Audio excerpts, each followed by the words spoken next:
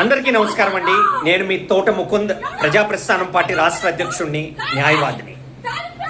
Social మీడియాలో ఒక video viral అవ్వడం ప్రజలందరూ కూడా గమనిస్తున్నారు. అందులో భాగంగా ఒక మహిళ కత్తి తీసుకొని కోర్టు సమక్షంలో, జడ్జి గారి ముందు, న్యాయవాదుల సమక్షంలో ఆవిడ సూసైడ్ చేసుకునేటువంటి ప్రయత్నం చేయడం జరిగిందండి.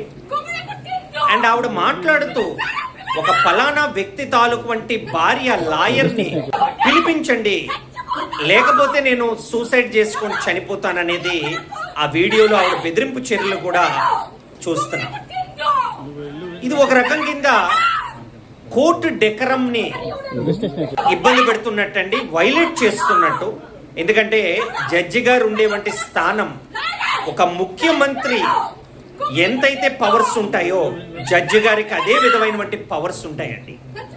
సో జడ్జి గారిని, న్యాయవాదుల్ని అవమానిస్తూ ఆ మహిళ చేస్తున్నటువంటి చర్యల్ని తక్షణమే పోలీస్ వాళ్ళు ఆవిడకి కౌన్సిలింగ్ ఇవ్వాలి.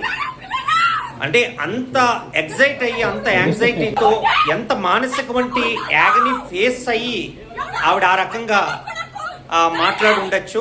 ఆవిడ మానసిక పరిస్థితిని కూడా స్టడీ చేసి ఆవిడకి తగినమైనటువంటి కౌన్సిలింగ్ కూడా అందజేయాలని కోరుకుంటూ, అలాగే ప్రజలారా దయచేసి కోర్టుకు ఒక డెకరం ఉంటుంది. జడ్జి గారు ముఖ్యమంత్రితో సమానం. న్యాయవాదులందరూ కూడా ఎంతో కష్టపడి, ఎంతో కృషి చేసి ఆ కేసుల్ని ముందుకు పట్టుకెళ్తూ ఫైట్ చేస్తూ ఉంటారు. సో జడ్జి గారుకి మనం గౌరవం ఇవ్వాలి. అలాగే న్యాయవాదులు కూడా అక్కడ ఆ న్యాయవాది వస్తేనే కానీ నేను సూసైడ్ చేసుకుంటాను, ఆవిడ రాకపోతే నేను చంపేసుకుంటాను అని బెదిరింపు చర్యల్ని, ఆ రకంగా ఎమోషనల్ బ్లాక్మెయిల్టీ అనేది చేయకూడదండి.